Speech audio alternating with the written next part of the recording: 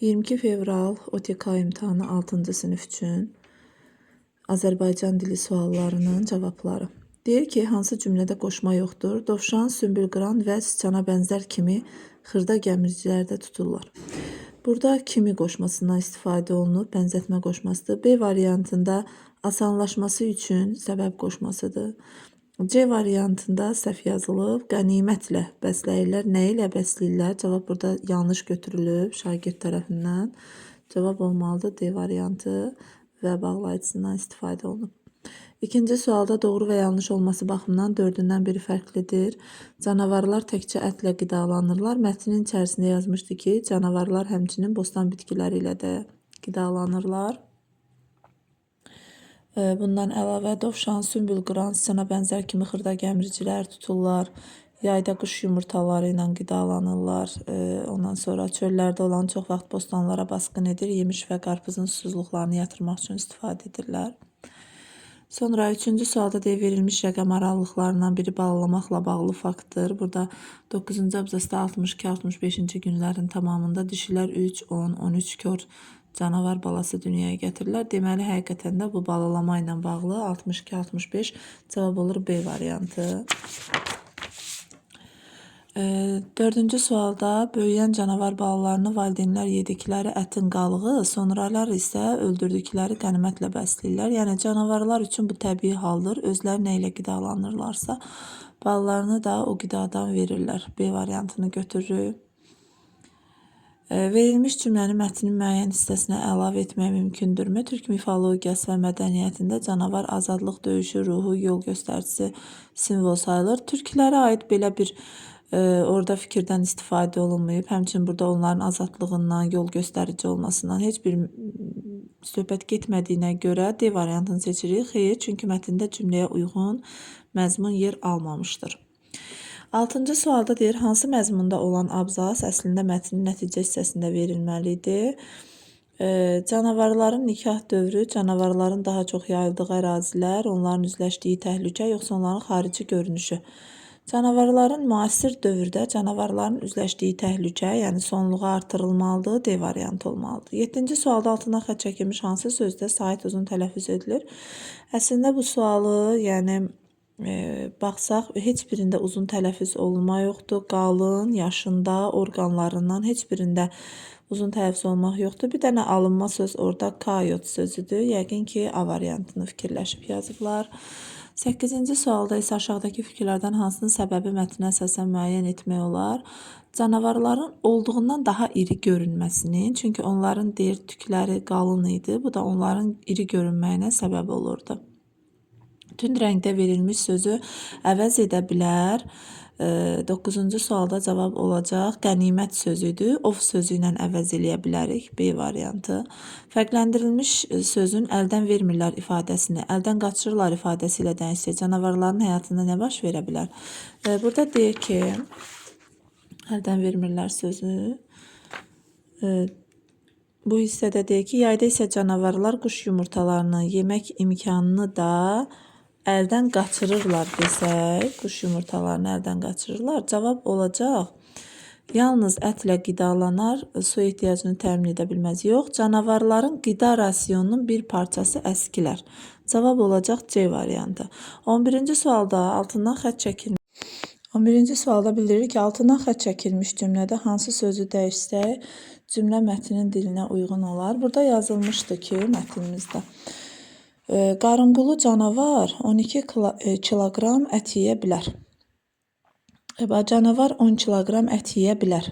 Bu mətin bədii mətin olmadığına görə informativ mətindir. Ona görə bu cümlə düz gəlir. Amma qarınqulu burada bədii mətin, yəni məcazi mənada istifadə olunub deyə bu söz burada yersizdir. Qarınqulu sözünü yəqin ki, götürəcəklər. Cavab olacaq D variantı.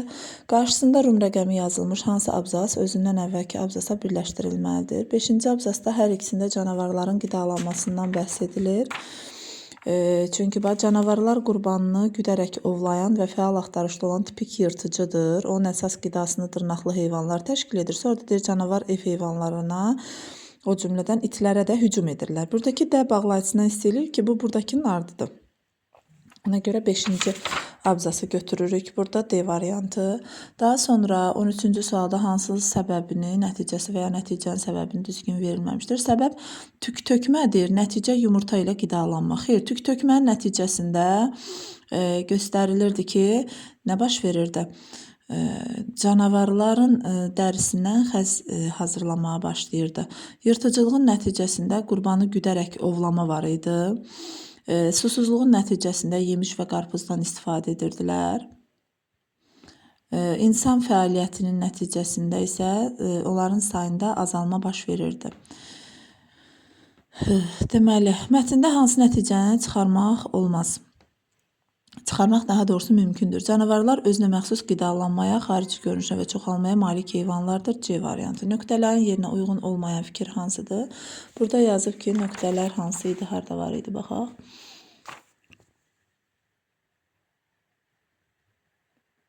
Canavarlar əsasən gecə saatlarında fəal olurlar, yaza bilərik, aktiv olurlar, hərəkətdə olurlar, amma yeriyirlər, yaza bilmərik. Cavab olacaq A variantı 5-də. Yarasa mətnini isə cavabları ilə tanış olaq. Burada deyir ki, 16-da hansı cümlədəki tutmaq sözü mətndəki mənasındadır? Burada deyir ki, yarasanı tutsunlar, yəni həqiqi mənada tutsunlar, qatı cinayətkarı şəhərin mərkəzində tutdu.